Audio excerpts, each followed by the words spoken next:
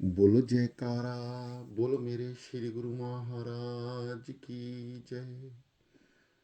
बोलो श्री सतगुरुदेव भगवान की जय।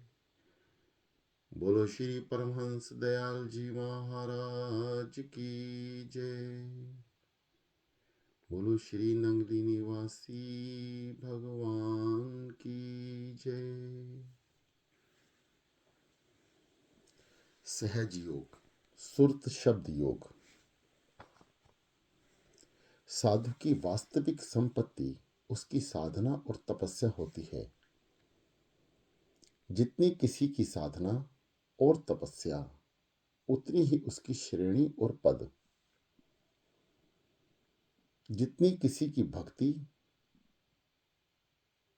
उतनी ही उसकी शक्ति। ऋषि, महर्षि, योगेश्वर, पीर, पैगंबर, चाहे कोई भी हो, उसकी शक्ति और महानता उसकी योग सिद्धि में होती है। श्री सद्गुरु दीनदयाल जी के उपदेश की श्रेष्ठता और महानता की आधारशिला भी उनकी साधना और योग शक्ति थी। यह वही साधना और योग युक्ति थी जिसे आदिकाल से राजयोग का नाम दिया गया है। यह दूसरी बात है कि देश और काल के परिवर्तन के कारण उसको कभी किसी नाम से पुकारा गया और कभी किसी नाम से जाना गया। इस योग द्वारा ईश्वर से मिलाप की युक्ति का श्री गणेश वैदिक ऋषियों से हुआ। वेदों में भी उसकी प्रशंसा थोड़े शब्दों में की गई है। सांख्य दर्शन में उसे थोड़े विस्तार के साथ बयान किया गया। उपनिषदों में उनका और विस्तार रूप से दिया गया। गीता में उसे राजयोग का नाम दिया गया, जो भगवान बुद्ध ने इस युक्ति को के माध्यम मार्ग को दिया। सूफीवाद, इस्लाम मजहब तथा ईसाई धर्म में भी इसी युक्ति को आध्यात्मिक प्रगति की आधारशिला कहा गया। इसी सहज योग को किसी ने शब्द योग कहा तो कोई इसे सुरत शब्द योग कहते हैं। श्री सद्गुरु दादा दीनदयाल जी की कृपा और करुणा देखिए कि जिन भेद और रहस्य आत्मविज्ञान को योगी, सूफी और साधक सदा गुप्त रखा करते थे, उन्होंने उसे अपने अनेक सत्संगों द्वारा खोज का वर्णन कर दिया। उस तत्व ज्ञान उपदेश को महाप्रभु ने अपनी अपार दया द्वारा सर्वसाधारण के लिए सुलभ बना दिया। परंतु ये बात सदा याद रखिए कि इस अध्याय में अभ्यास की जिन विधियों द्वारा युक्तियों का वर्णन किया गया है और अभ्यासी साधक को जिन जिन मंजिलों से गुजरना पड़ा है, उनका पूरा पता पूर्ण ब्रह्मवेत्ता तत्वदर्शी श्री सद्गुरु जी की कृपा और उपदेश के बिना साधक को नहीं मिल सकता।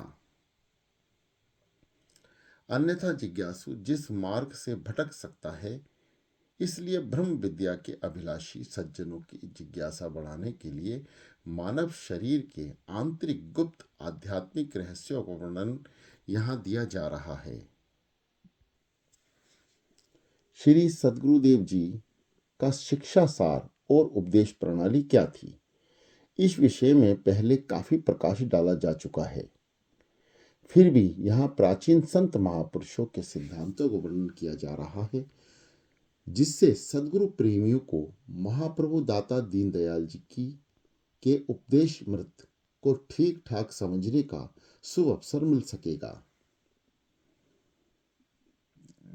हृदय सम्राट श्री महाराज बरेली के समीप कबरा कृष्णपुरा आश्रम सद्गुरु नगर में विराजमान थे।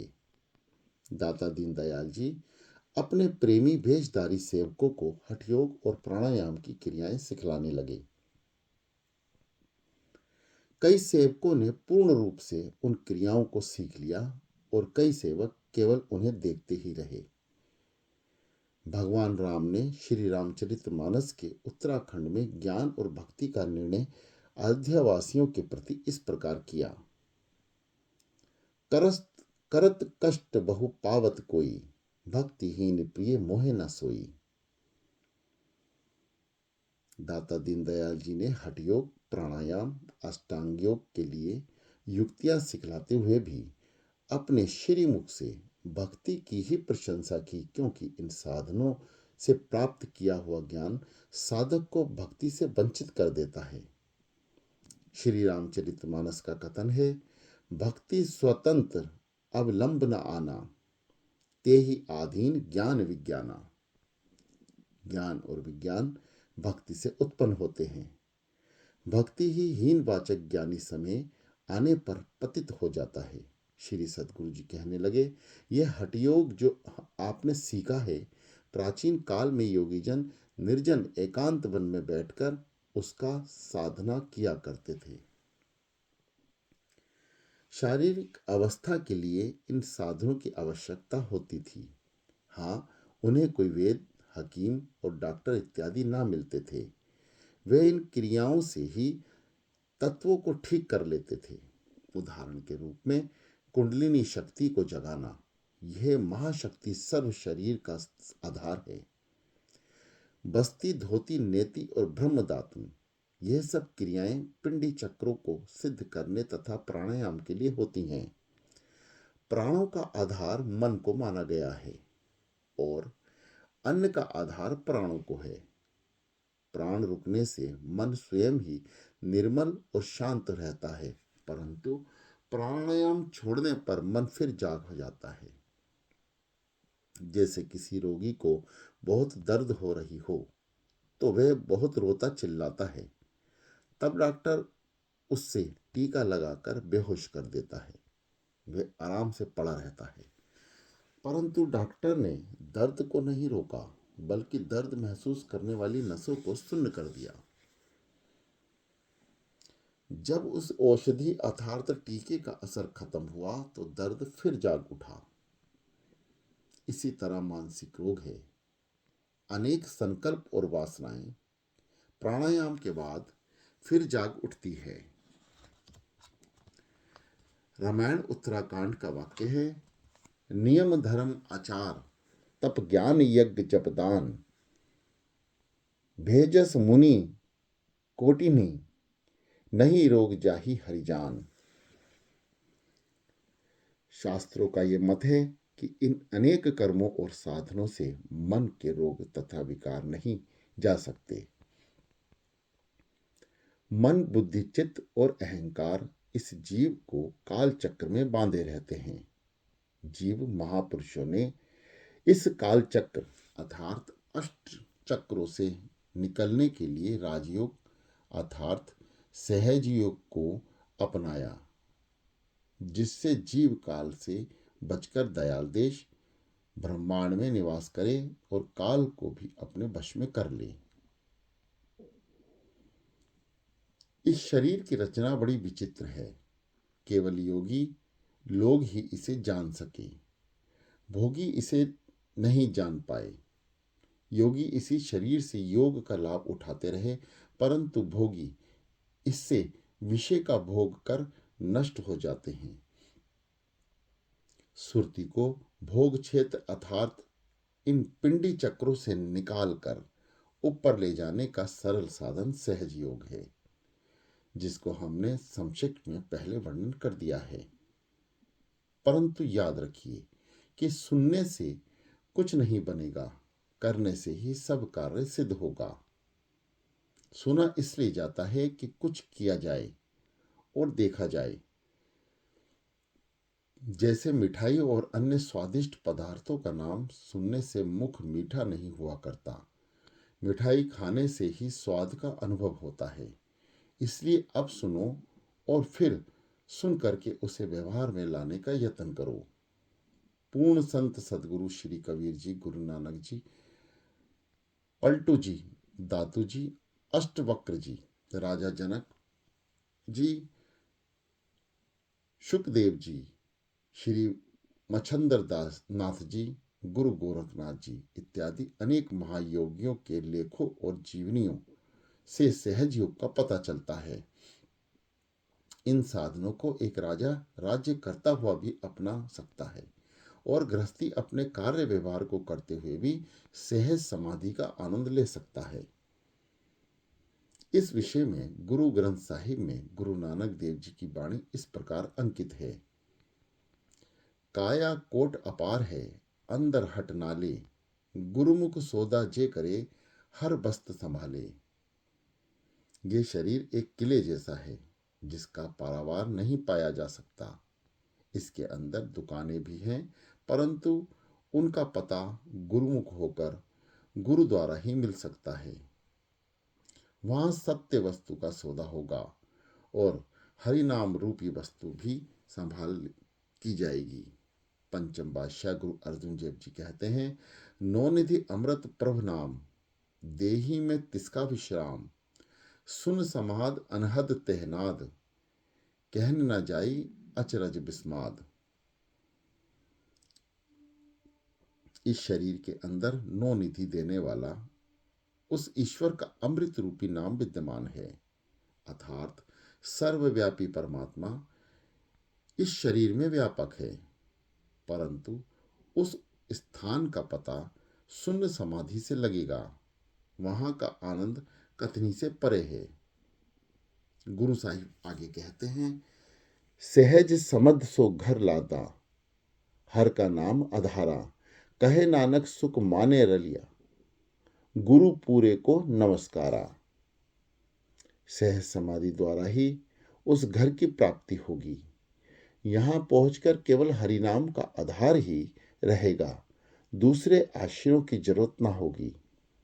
गुरु जी कहते हैं कि मैं सुख मानता हुआ पूरे गुरु को नमस्कार करता हूं। गुरुवाणी के एक अन्य स्थान पर लिखा है, नोदर ठाके धावत रहे, दसवें निज घर वासा पाए, तिथे अनहद शब्द विजय दिन, राती गुरुमति शब्द सुनवानिया। गुरु की मति को छोड़कर अक्षर विद्या द्वारा अज्ञानी ये कहते हैं कि गुरु साहिब ने इस शब्द में प्राणायाम की ओर संकेत किया है, क्योंकि उन्होंने नौ दर ठाके लिखा है। ठाकना पंजाबी शब्द है, इसका अर्थ है रोकना, और धावत रहे ये मतलब है कि इन द्वारों से संकल्प विकल्प बाहर दौड़ रहे हैं, अर्थात धा रहे हैं। उनको रहाए अर्थात रोकें। उसका तात्पर्य यह है कि वैराग्य युक्त प्राणी नौ द्वारों से उपराम होकर सहज में ही दशम द्वार में पहुंच जाता है, जहां निज घर मिलेगा और सुरति रूप जीव वहां निवास करेगा। उस स्थान पर अनहद शब्द प्रावाणी अमरवाणी स्वयं हो रही है, जो सदगुरु की मति अनुसार सुनी जाती है। चौथे गुरु नानक गुरु रामदास जी का वाक्य है, राम नाम रतन कोठड़ी, गढ़ मंदिर एक लुकानी, सदगुरु मिले तक खोजिए, मिल ज्योति ज्योत समानी, माधो साधुजन दियो मिलाए। देखत दरस पाप सब नासे, पवित्र परम पद पाए, पंच चोर मिल लागे नगरिया, राम नाम धन हरिया। गुरुमत खोज परे तब पकड़े, धन सावत रास उभरिया। इस शरीर रूपी मकान के अंदर राम नाम धन छुपा हुआ है। जब तक सदगुरु ना मिले तब तक इस गढ़ अर्थात मकान की खोज नहीं हो सकती। सदगुरु को मिलकर ही उस ज्योति के सामना होगा। हे माधो, मेरी प्रार्थना है कि मुझे ऐसे साधु को मिलाओ जिससे दर्शन करते ही पाप नष्ट हो जाएं और परम पद की प्राप्ति हो जाए। इस शरीर रूपी नगरी में 5 चोर मिलकर राम नाम धन को लूट रहे हैं। गुरु की मति अनुसार यह चोर वश में आ गए और पूरी धनराशि प्राप्त हो गई। संत कबीर जी का कथन है, सतनाम सतपुरुष का सतलोक में भरपूर, सुरती मिलाओ शब्द में दर्शन हाल हजूर। सतनाम उस मालिक सतपुरुष का है जो सतलोक दशम द्वार से ऊपर सिर की चोटी का स्थान माना गया है। जब तक बाहर भटकती हुई सुरती को अंदर के शब्द में ना मिलाया जाए, तब तक प्रत्यक्ष दर्शन नहीं होंगे। आगे चलकर कबीर जी कहते हैं,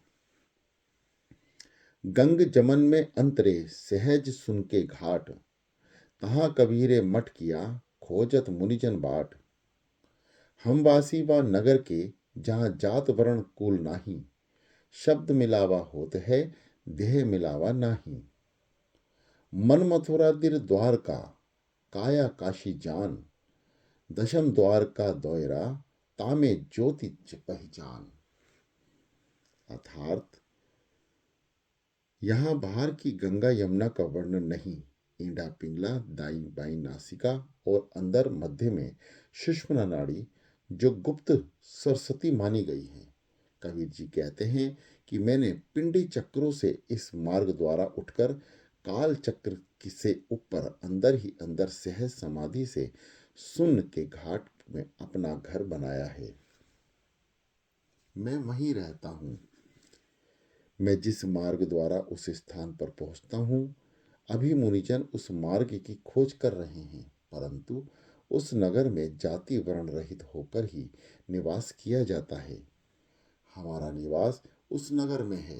यदि कोई मिलना चाहे तो शरीर से परे शब्द रूप से मिलाप हो सकेगा, देह द्वारा वहां नहीं जाया जा सकता। उस नगर को जाने में रास्ते में कुछ डर भी लगता है। उसके विषय में कबीर साहब क्या फरमाते हैं,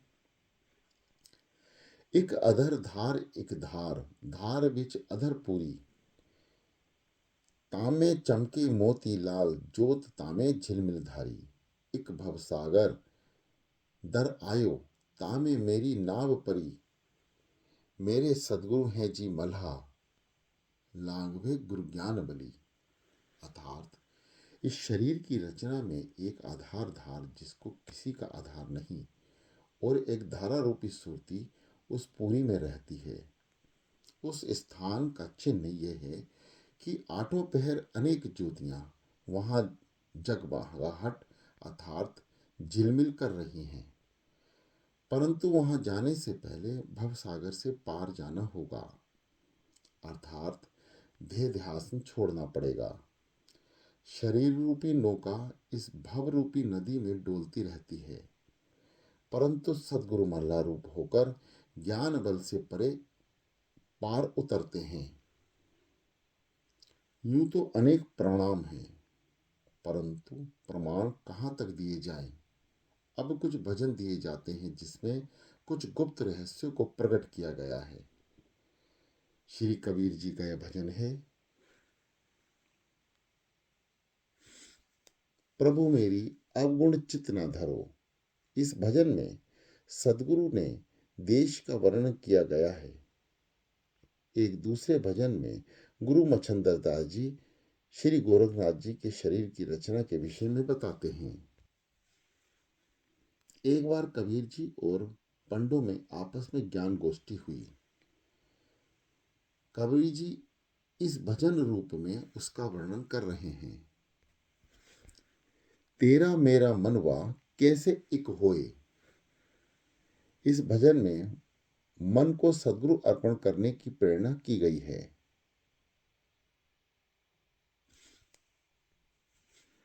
मनवा एक सदगुरु का होले, क्यों इत उत डोले।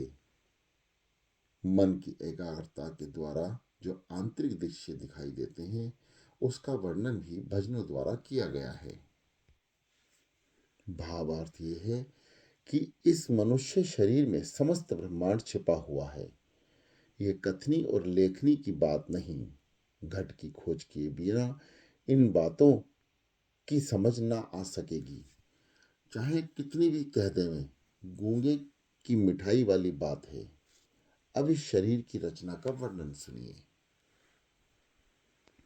शरीर का वर्णन, संत महापुरुषों और योग्याचार्यों ने इस शरीर मनुष्य शरीर जो सिर से चोटी से पांव की एड़ी तक दिखाई दे रहा है, ये 3 भागों में बटा हुआ है। दयाल देश ये चेतन ही चेतन है, सिर की चोटी से पिछली ओर नीचे तक। दूसरा ब्रह्मांड देश ये शुद्ध माया से बना हुआ है और सिर की चोटी से लेकर आंखों के ऊपर तक है, इसे ब्रह्म सृष्टि कहते हैं। तीसरा, पिंड देश। यह मलिन माया की रचना है और आंखों से लेकर पांव की एड़ी तक जीव सृष्टि है। प्रत्येक भाग में तीन तीन पर्दे होते हैं जो एक दूसरे के ऊपर नीचे हैं। शरीर तीन है, पहला स्थूल, दूसरा सूक्ष्म, तीसरा कारण। हर इंसान में ऊपर का स्थूल, नीचे का सूक्ष्म और सूक्ष्म के अंदर कारण शरीर। स्थूल शरीर सिर की चोटी से पांव की एड़ी तक दिखाई देता है। यह 5 तत्व और 25 प्रकृतियों का बना हुआ है। सूक्ष्म शरीर, इसमें 5 ज्ञानेंद्रियां, 5 कामेंद्रियां, 5 प्राण, मन और बुद्धि, ये सहस्त्र तत्वों का बना हुआ है। कारण शरीर, यह 3 तत्वों का बना हुआ है, मन, बुद्धि और अहंकार, तथा 3 गुण सत, रज और तम। अक्षर पुरुष इसी को कहते हैं। शरीर के 5 तत्वों की व्याख्या इस प्रकार है। पहला, आकाश। इस तत्व की तन्मात्रा शब्द ज्ञानेंद्रिया, कान उसका देवता, दशो दिशा कामेंद्रियां, मुख और उसका देवता अग्नि है। इसका रंग श्याम और स्वाद कड़वा है। इसकी प्रकृति काम, क्रोध, लोभ, मोह तथा अहंकार है। इसकी चाल नाक के दोनों सुर, पुर और प्राण, नथनों से बाहर न प्रतीत हो। इसका आकार शून्य और आहार शब्द कुशब्द है। शरीर में इसका स्थान शीश है। दूसरा, वायु। इस तत्व की तन्मात्रा स्पर्श है। ज्ञानेंद्रिया, त्वचा देवता पवन, कामेंद्रिया हाथ और इसका देवता इंद्र है। इस तत्व का रंग हरा और स्वाद खट्टा है। इसकी प्रकृति उठना, बैठना, चलना, संकुचित होना इत्यादि है। इसकी चाल तिरछी और प्रमाण 8 उंगल तक है। इसका आकार गोल अथवा 6 कोना और आहार सुगंध है। शरीर में इसका स्थान नाभि है। तीसरा, अग्नि। इस तत्व की तन्मात्रा रूप ज्ञानेंद्रियां, नेत्र देवता।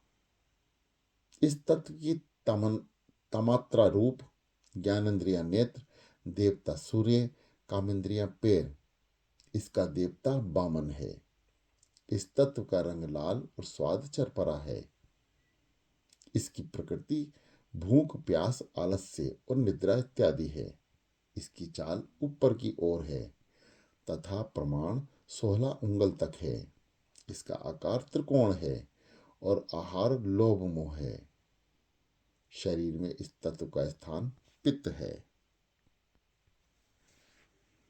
चौथा, जल। इस तत्व की तन्मात्रा रस। ज्ञानेंद्रिया जीवा और देवता वरुण, कामेंद्रिया लिंग और उसका देवता प्रजापति है। इस तत्व का रंग सफेद और स्वाद मीठा है। इसकी प्रकृति रक्त, वीर्य, पित्त और पसीना है। इसका चाल नीचे की ओर है तथा प्रमाण 16 उंगल तक है। इसका आकार लंबा और आहार मैथुन है। शरीर में इस तत्व का स्थान भाल है। पांचवा, पृथ्वी। इस तत्व की तन्मात्रा गंध। ज्ञानेंद्रिया नाक, देवता अश्विनी कुमार, कामेंद्रिया गुदा और इसका देवता यमराज है। इस तत्व का रंग पीला और स्वाद मीठा है। इसकी प्रकृति भाल, चमड़ा, नाड़ी, हड्डी और मांस है। इसकी चाल सन्मुख और प्रमाण 12 उंगल तक है। इसका आकार चकोर और आहार खाना पीना है। शरीर में इस तत्व का स्थान हृदय है। शरीर में 10 प्रकार की वायु प्रधान है। इसका वर्णन इस प्रकार है। पहला, प्राण। इसके द्वारा श्वास आते जाते हैं। दिल इसका स्थान है। सूर्य इसका देवता है। यह हृदय से उठकर 12 उंगल बाहर तक जाती है। इसका स्वभाव गर्म और स्वरूप लाल है। दूसरा, अपान। इसके द्वारा विष्ठा बाहर निकलता है। गुदा इसका स्थान है और गणपति इसका देवता है। ये बाहर से अंदर और ठंडी होकर जाती है। इसका स्वरूप शीतल और गणपति अथवा चंद्रमा इसका देवता है। तीसरा, समान। इसके द्वारा शरीर में रस पहुंचते हैं। नाभि इसका स्थान है। संपत्ति इसका देवता है। चौथा, उदान। इसके द्वारा ब्रह्म कुंड से अमृत प्राप्त करके समान वायु तक पहुंचता है। गले से चोटी तक इसका स्थान है और इंद्र इसका देवता है। पांचवा, व्यान। इसका काम रस और निर्मल करके पहुंचना और हरकत करना है। सर्व शरीर में इसका स्थान और दिक्पाल इसका देवता है। करकल। इसका नाम भोजन को हजम करना है। शरीर में इसका स्थान पेट और देवता मंद अथवा जठराग्नि है। सातवां, कुरम। इसके द्वारा आंख की पलकें खुलती हैं और बंद होती हैं। शरीर में इसका स्थान आंख और देवता ज्योति अथवा प्रकाश है। नाग। इसके द्वारा डकार आता है। शरीर में इसका स्थान गला है और इसके देवता शेष जी हैं। 9, देवदत्त। इसके द्वारा जिभाई आती है। यह स्तन में दूध पैदा करती है और शरीर में इसका स्थान छाती के नीचे और इसका देवता कामदेव है। 10वां, धन्यजय। मृत्यु के पश्चात यह शरीर को फुलाती है और फिर शरीर से अलग नहीं होती। अभी तक स्थूल शरीर का वर्णन किया जा रहा था। अब मन के विषय में कुछ सुनिए, जो कि इस शरीर का राजा है। मन अष्टदल कमल पर चक्कर काटता रहता है। विषय विकारों के कारण ही एकाग्र नहीं होता। इस कारण भागवत भजन में ये युक्त नहीं होता। अष्टदल कमल की जिस पत्ती पर यह बैठता है, उसी के अनुसार 8 तरह के कर्मों की ओर मनुष्य को ले जाता है। यह हर समय संकल्प विकल्प में पड़ा रहता है। इस मन को एकाग्र करने से ही सच्ची शांति प्राप्त होती है। दिल की स्वस्थता के लिए पिंडी स्थान, जिनको अष्ट चक्र भी कहा गया है, साधक को इन चक्रों का भेदन करना पड़ता है। मुसलमान फकीर इन पिंडी चक्रों को आलमे मलकूत कहते हैं। बोलो जयकारा, बोलो मेरे श्री गुरु महाराज की जय। बोलो श्री सतगुरुदेव भगवान की जय।